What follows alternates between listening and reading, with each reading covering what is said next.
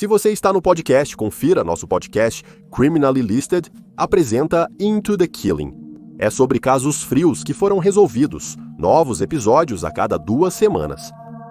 Disponível no Spotify, Apple Podcasts, Stitcher e outros agregadores de podcast. Número 3, Killer King. No final de 1980, Stephen King era um respeitado e extremamente popular escritor de horror que vivia no Maine. Tendo já escrito tais romances, agora clássicos como Carrie, The Stand e The Shining, King estava fazendo as rondas para promover seu último livro, Firestarter, quando ele assassinou John Lennon. Pelo menos essa é a teoria da conspiração maluca celebrada por um fã dos Beatles, chamado Steve Lightfoot. A obsessão de Lightfoot em provar que o autor atirou no cantor começou logo após o assassinato de Lennon em 8 de dezembro de 1980. Lightfoot nunca realmente deu uma boa razão para suspeitar que Stephen King matou John Lennon, além do fato de que Stephen King de 1980 tinha uma semelhança passageira com o assassino condenado de Lennon, Mark David Chapman. Mas Lightfoot não baseia o caso nas semelhanças físicas entre os dois homens. Em seu site, lennonmurdertruth.com, ele entra em grandes detalhes sobre como King realizou o assassinato e expõe aqueles que o ajudaram a encobri-lo, nomeadamente Dick Nixon e Ronnie Reagan. Como diz Lightfoot, é verdade ou ele processaria. A principal evidência, diz Lightfoot, são os códigos ocultos encontrados nas manchetes de grandes artigos de notícias sobre Lennon antes de sua morte, especificamente na Time Magazine, Newsweek e no New York Times. Esses códigos, quando decifrados, revelam uma vasta conspiração governamental para eliminar John Lennon como retaliação por suas visões anti-establishment. De certa forma, Lightfoot não está totalmente fora de linha aqui. Está bem documentado que os Estados Unidos da América, governo, tentou deportar Lennon várias vezes por suas opiniões francas sobre a guerra do Vietnã. Mas, de acordo com Lightfoot, eles decidiram matá-lo em vez de lidar com a deportação, e é aí que Stephen King entra como o suposto gatilho. Em seu site, Lightfoot aponta meticulosamente sessões de entrevistas que King deu antes do assassinato, que provam que ele iria fazê-lo. Ele até cita o que ele chama de passagens de confissões que King escreveu em seus próprios livros ao longo dos anos, nas quais ele admite o crime. Lightfoot alega que o autor o procurou para avisá-lo que ele não conhece a história completa. Para alguns, parece outro sujeito usando a internet para promover uma obsessão pessoal. Lightfoot já estava na viagem do King Killed London muito antes da internet existir.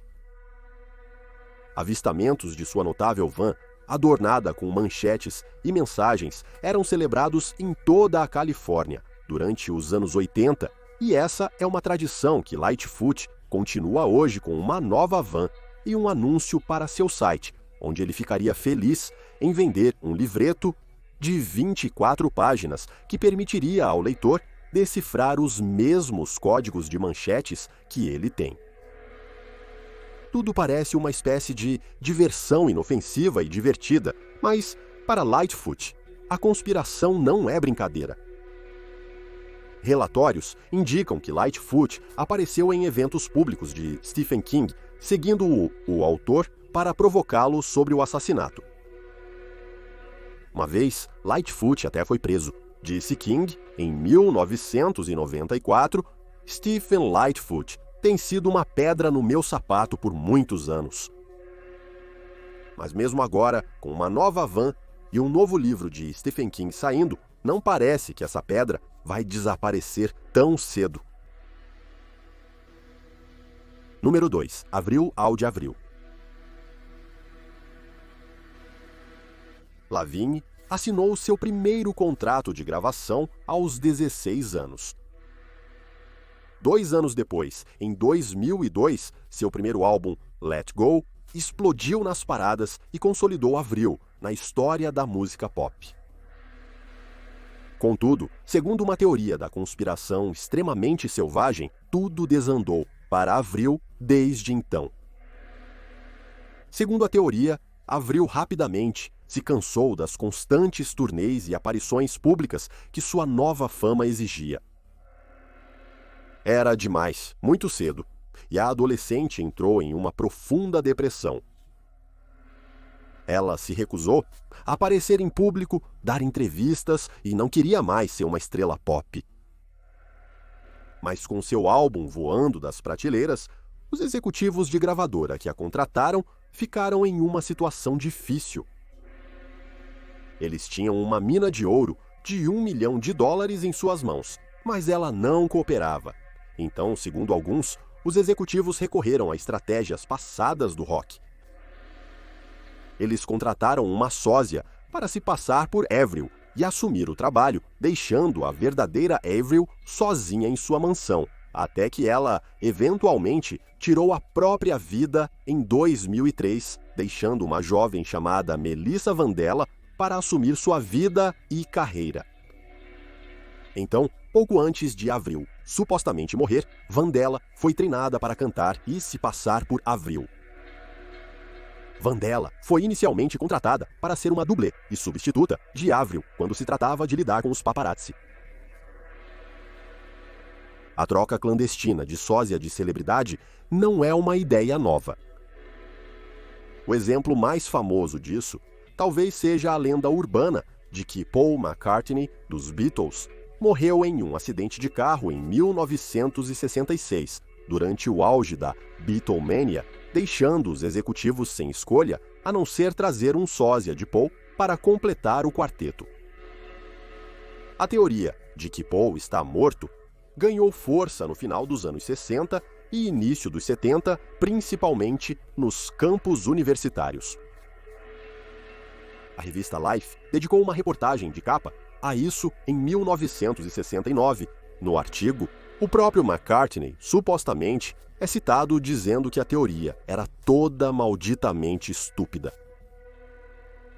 As pessoas que estão inventando esses rumores deveriam se preocupar consigo mesmas em vez de se preocupar se o estou morto ou não, ele disse. Não há tempo suficiente na vida.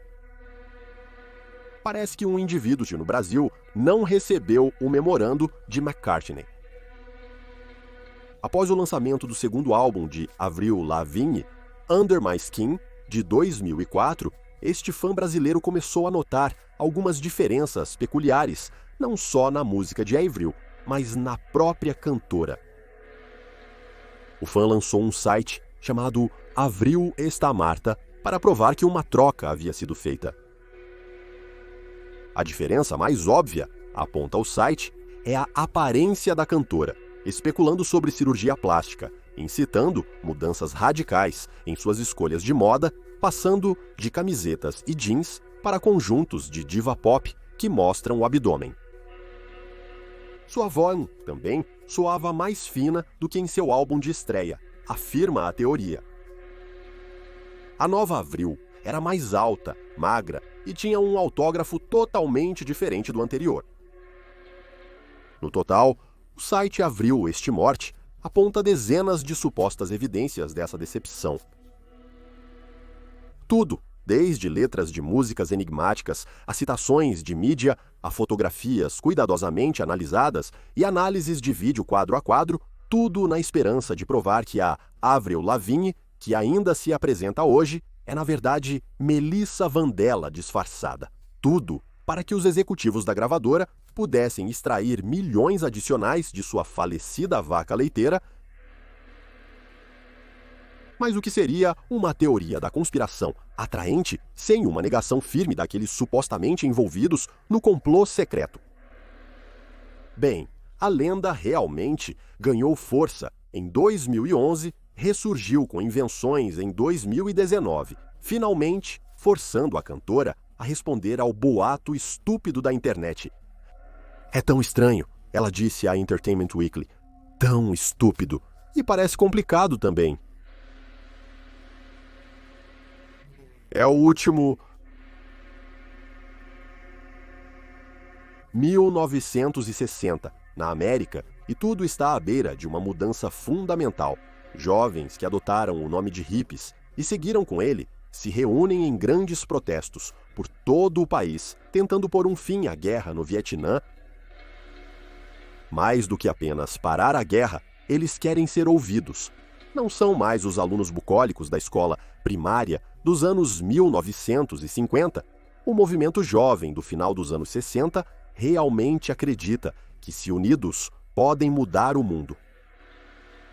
E eles não estão sozinhos nessa crença. De acordo com várias biografias e até conversas gravadas, o presidente Richard Nixon acreditava que esses garotos travessos também poderiam conseguir, e ele não estava feliz com isso. Então, ele chamou J. Edgar Hoover, do Federal Bureau of Investigation, para investigar seu chamado problema da juventude. Mais tarde, ele chamou o diretor da CIA, Dick Helms, para fazer o mesmo. Ele nomeou o Programa de Vigilância Doméstica de Plano Houston. Nixon mirou inicialmente naqueles que considerava porta-vozes da nova geração. Os radicais do entretenimento, que, segundo ele, alimentavam o descontentamento na nação. De acordo com uma teoria, Nixon, Hoover e Helms fizeram listas de inimigos daqueles no show business que precisavam ser tratados. Eles eram ícones hippies que falavam e cantavam sobre estar a favor do amor livre e das drogas e contra o governo. Pessoas como o deus da guitarra Jimi Hendrix. Hendrix fez um nome para si mesmo ao executar uma versão emocionante do hino nacional americano em Woodstock em 1969. Mas em 1970, ele recebeu a notícia de que os federais estavam em seu encalço. Então, ele se mandou para Londres para se esconder por um tempo. Mas parece que não foi longe o suficiente. Em 17 de setembro de 1970, Jimi Hendrix morreu do que os oficiais chamaram de asfixia acidental. Eles concluíram que ele se engasgou com seu próprio vômito após tomar comprimidos para dormir. Ele tinha 27 anos. Então, em 4 de outubro de 1970, meros 17 dias após a chocante morte de Hendrix, com um hippie ainda lamentando a morte de seu filho, a ícone do rock e blues, Janis Joplin, foi encontrada morta no chão de seu apartamento de hotel. Figura central da cena hippie em São Francisco, o berço do movimento contracultural, Joplin havia exposto os benefícios do amor livre e o uso de narcóticos para abrir a mente para uma maneira livre de pensar. Segundo os oficiais, Janis sofreu uma overdose acidental em seu quarto de hotel naquela noite. Curiosamente, ela também tinha 27 anos. Mais uma voz da juventude silenciada. Neste ponto, até mesmo alguém envolto em fumaça de maconha seria capaz de perceber o início de um padrão perturbador, especialmente se lhe for dada a paranoia e uma profunda desconfiança do governo. Como vocalista e poeta do icônico grupo The Doors, Jim Morrison cresceu com essa mentalidade. Afinal, ele era um filho de militar, mudando de base naval para base naval, seguindo seu pai, um contra-almirante nos Estados Unidos da América, até 1970. Marinha. Talvez, com informações privilegiadas de seu pai, influente, Jim previu o que estava por vir. Após gravar o álbum Los Angeles Woman dos Doors, Jim saiu de Dodge rapidamente. Ele deixou Hollywood e a América e se escondeu em um apartamento em Paris com sua namorada, Pamela. Mas ele esperava escapar dos tentáculos de longo alcance do plano antirradical de Nixon em Houston. Ele estava completamente errado. Em 3 de julho de 1971, 9 meses após a morte de seus amigos Jimmy e Janis, Jim foi achado morto em sua banheira. A causa oficial da morte foi insuficiência cardíaca, devido a uma overdose de heroína. Não foi realizada a autópsia. Curiosamente, Jim Morrison também morreu aos 27 anos. Hendrix, Joplin e Morrison, todos críticos abertos da guerra e defensores fervorosos da cultura jovem, todos mortos dentro de um ano. É meio difícil ver como alguém não veria um padrão nefasto em tudo isso. Mais tarde, a divulgação de extensos arquivos do Federal Bureau of Investigation sobre os 3 cantores confirmou a ideia de que os fãs estavam de olho neles. Entra em cena o cineasta Larry Buchanan.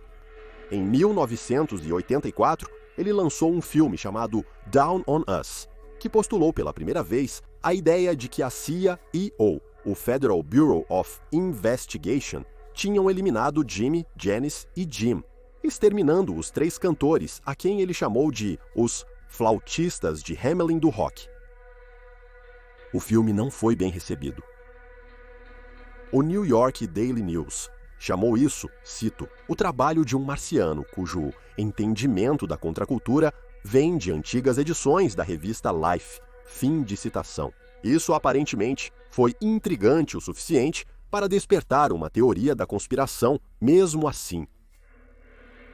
E como acontece com muitas teorias da conspiração intrigantes, outros crentes pegaram a bola e correram com ela. Eventualmente, essa cresceu para adicionar que, porque Morrison havia sido alertado por seu pai de que o governo estava atrás dele, ele realmente forjou sua própria morte em Paris e continuou a viver na França e depois em Nova York, onde ainda vive hoje sob o nome de William Lawyer. O Morrison se tornou um monge católico e morreu em um mosteiro espanhol em 1974. Alguns foram ainda mais longe, unindo a linha vermelha fina com a chamada prova de que a CIA criou Charles Manson através de lavagem cerebral para dar à contracultura uma má reputação na mente do público americano. O diretor Buchanan acredita que os eventos retratados em seu filme são verdadeiros, contando ao Phoenix Times em 1991 é uma história real. Ninguém jamais desafiou o que se vê no filme, e ele está feliz por ter feito as pessoas falarem sobre conspirações governamentais anos antes de Oliver Stone. Nós acendemos o fogo, ele disse. Desculpe o trocadilho. Agradecemos por assistir, esperamos que tenha gostado. Se você achou interessante, por favor, certifique-se de se inscrever. Teremos um novo vídeo sobre o paranormal toda semana. Se você acabou de descobrir este canal, certifique-se de conferir nosso outro canal, Criminally Listed. Temos mais de 325 vídeos com histórias de crimes estranhos, porém reais. Você pode encontrá-lo em youtube.com/criminallylisted.